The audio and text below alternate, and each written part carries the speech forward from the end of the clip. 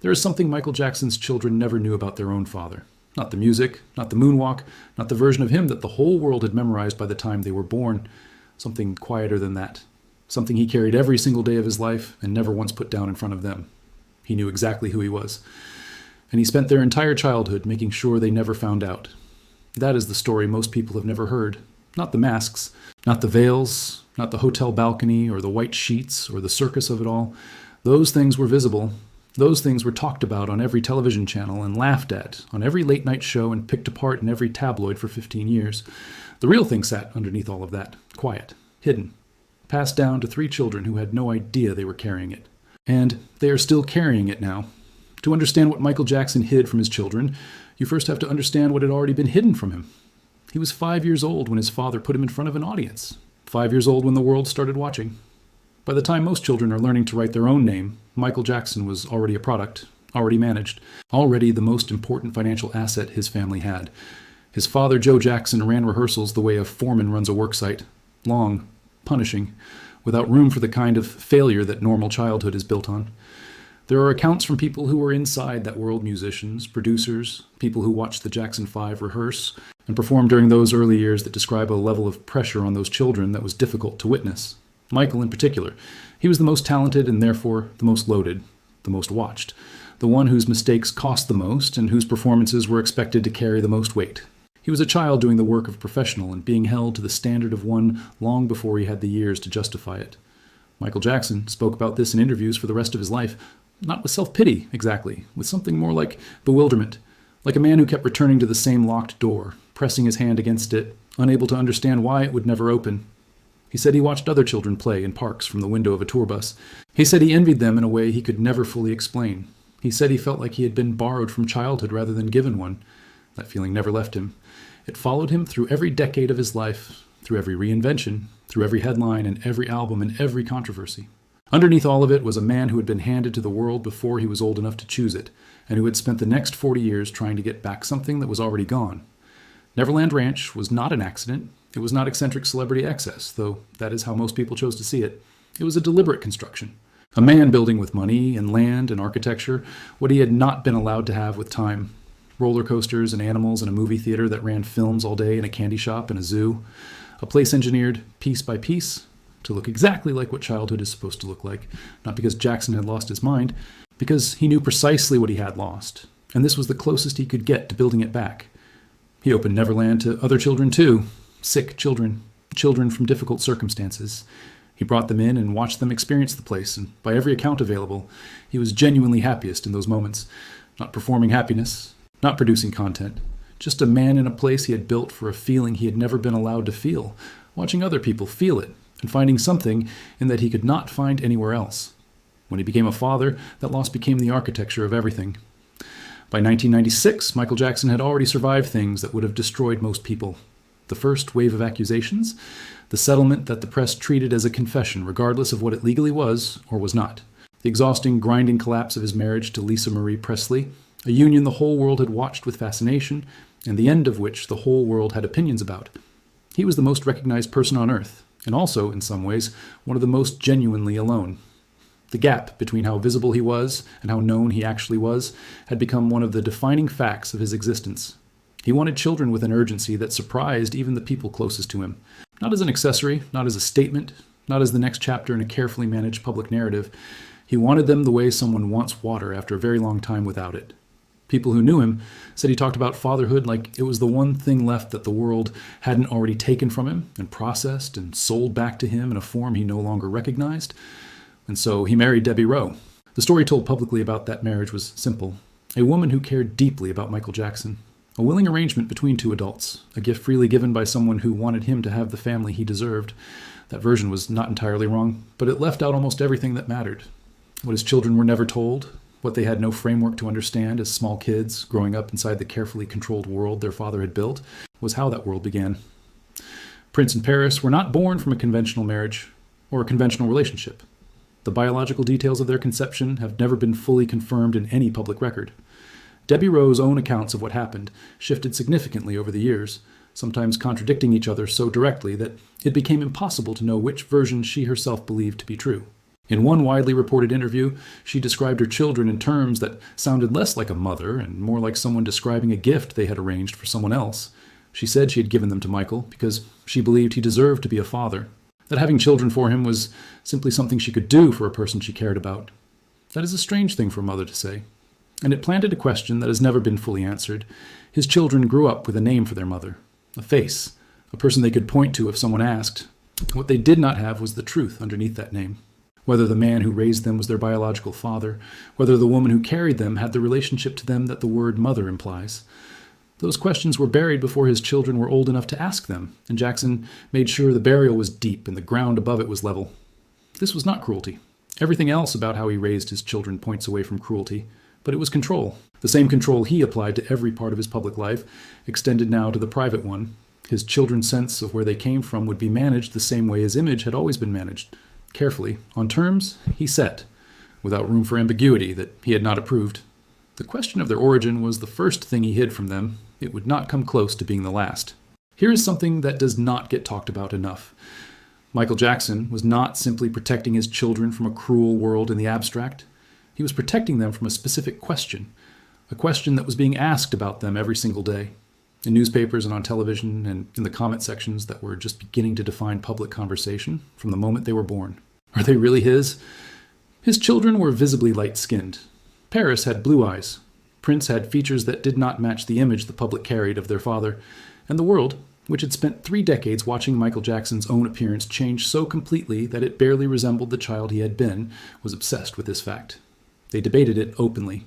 They ran photographs side by side in magazines and asked readers to draw their own conclusions. Tabloids published DNA speculation the way other publications print weather forecasts. Talk show hosts made jokes that millions of people laughed at in living rooms across the country without pausing to think about the 3 kids those jokes were actually about or what it would mean for them to one day hear them. Jackson knew all of this was happening. He was not naive about the coverage. He had spent his entire adult life inside it, reading it, responding to it, being shaped by it in ways he probably did not fully understand himself. He knew exactly what the world was saying about his children. He made a decision that was, in its own way, completely understandable. His children would not know, not yet. Maybe not ever, if he could manage it long enough. The television in his home was managed. The internet access was managed. Who his children spoke to, what those people were allowed to say, which parts of the outside world were permitted to reach them, and in what form all of it was managed.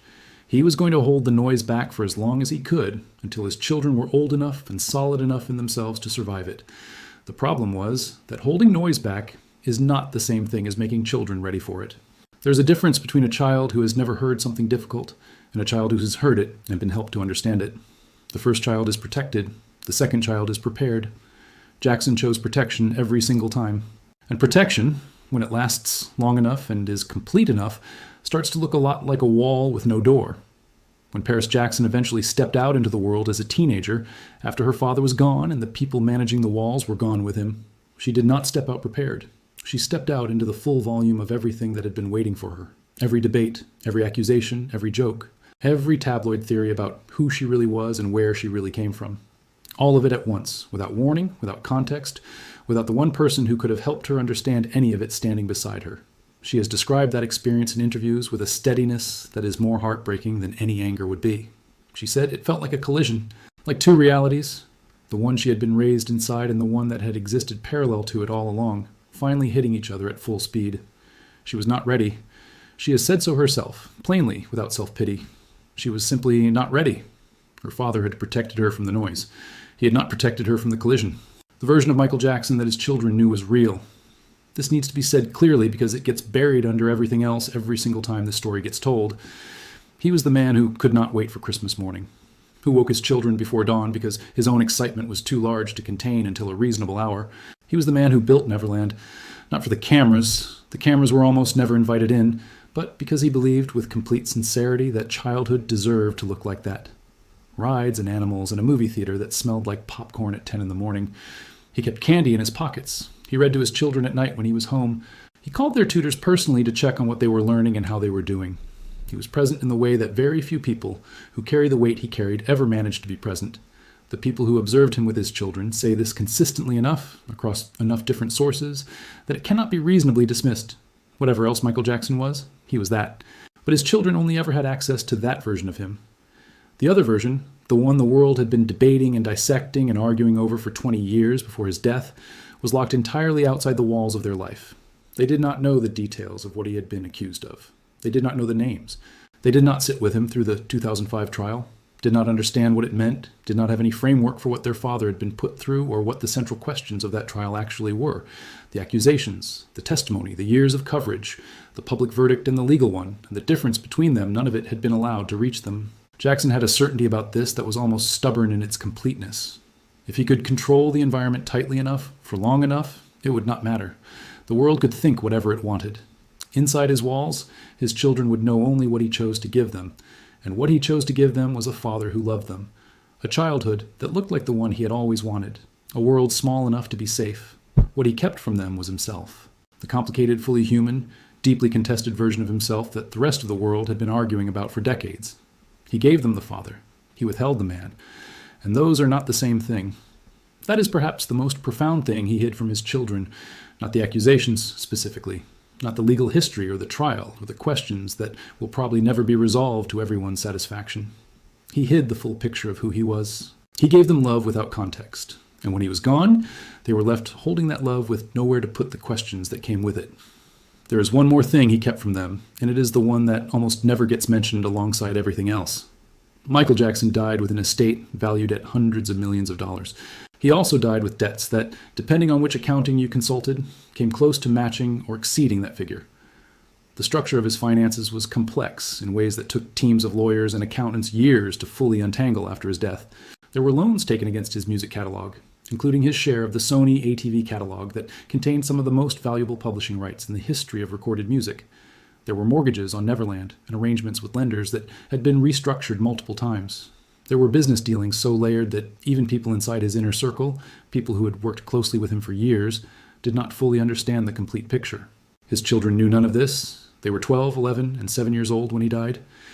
You do not explain debt structures and catalog rights and licensing agreements and the mechanics of a fortune that is simultaneously enormous and structurally fragile to children those ages. That is not a failure that belongs only to Michael Jackson. Most parents do not explain their finances to young children, and most parents are right not to. But Jackson's finances were not most parents' finances. And the situation his children stepped into after his death was not a situation most children ever have to navigate. When he died in June of 2009, his children inherited not just his memory and his music, and the complicated emotional weight of his legacy. They inherited a legal and financial structure of breathtaking complexity that was immediately contested by multiple parties with competing interests. Executors were appointed. Trusts were established and challenged. Decisions began to be made about their father's name, his image, his music, his likeness, the use of his voice, the rights to his performances. Decisions made by adults they had never met, in rooms they had never entered, about assets they had never been told existed, with consequences that would follow them for the rest of their lives. His children had no preparation for any of it, not because Jackson was negligent, but because he had kept them so completely outside his actual world, the world of business and money and power and the machinery of his own fame, that when that world was handed to them, they were holding something they had never once been allowed to touch. The problem was not that they did not know the numbers. The problem was that they did not know the values, what their father had believed was worth protecting, what he would have fought for, and what he would have let go. The things that mattered most to him about his legacy, and the things he would have traded without hesitation.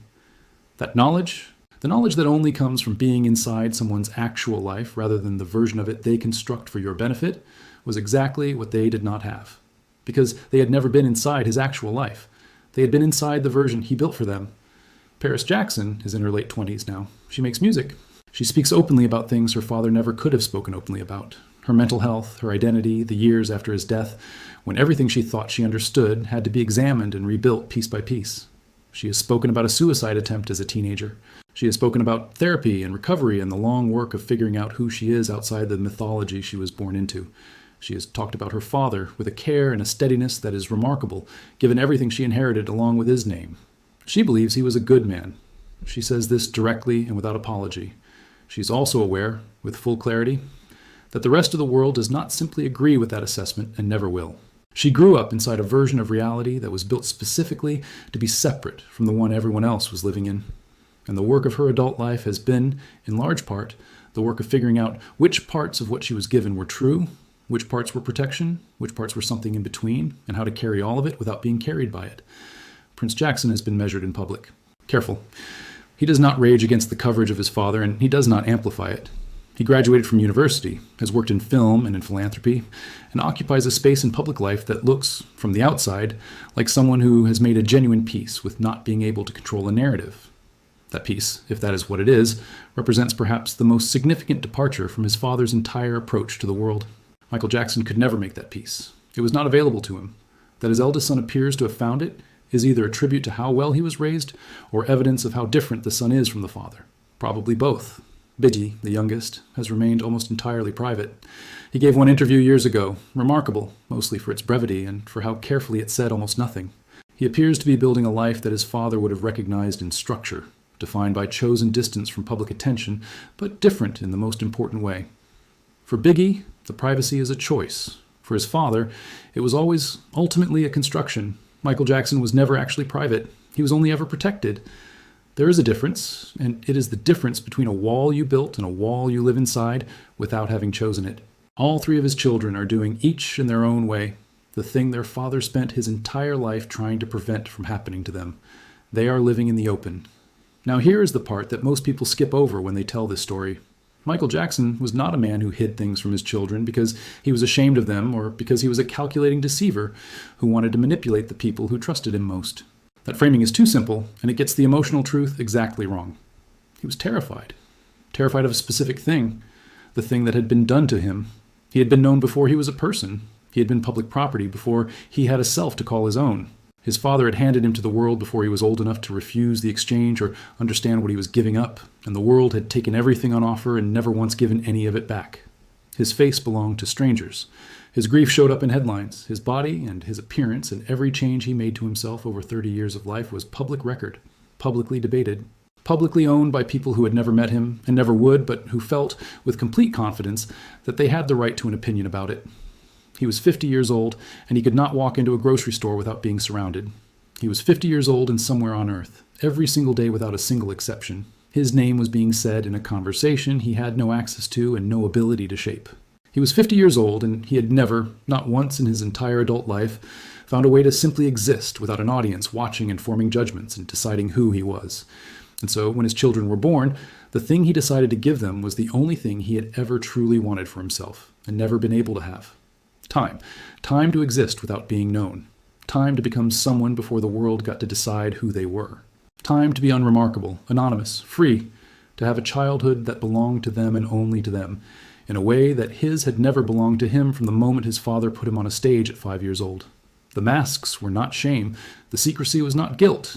The veils and the covered faces and the carefully managed exposure and the walls around Neverland and the tutors instead of schools and all of it, every single piece of it was not at its core about hiding anything dark or keeping any terrible secret buried. It was about time. About a man who understood, better than almost anyone alive, what it costs a child to grow up without privacy, who had paid that cost himself in full over 40 years, and who was determined, with everything he had, to make sure his children never had to. The tragedy is that it did not work, not because the instinct was wrong. The instinct was not wrong. Because time bought inside sealed walls does not prepare you for the moment the walls open. It only makes the opening louder and the ground outside less familiar. His children came out into a world that had been talking about them and about their father and about everything their father may or may not have been for their entire lives. And they had to learn all of it at once, without preparation, without a guide, without the one person who could have stood beside them and said, "Here is what is true and here is what is not, and here is how to hold all of it without letting it hold you." There is one more thing worth saying before this story ends. His children are not defined by what was kept from them. They are not broken by it, though it clearly cost them in ways that are still unfolding. Paris and Prince and Biggie are adults now, building real lives, making real choices, carrying a mythology that would flatten most people and choosing, each of them in their own way, not to be flattened by it. But there is something in the specific shape of what Michael Jackson hid from his children, the origins he buried, the world he blocked out, the version of himself he withheld, the financial reality he never let them touch. And, underneath all of it, the simple fact of a man who was afraid of what the world would do to the people he loved most. There is something in all of that worth sitting with, for longer than most people do. Because none of it was careless, none of it was random. Every secret, every managed boundary, every carefully constructed wall around their childhood was the product of a man who had looked at the world with clear eyes and made a precise and deliberate judgment about what it would cost his children if he let it in. He built the masks. He built the veils. He built Neverland and the rules and the silence and the tutors and the covered faces and hotel corridors and the entire careful architecture of a childhood the world could not reach. And then he died. And the world reached in anyway.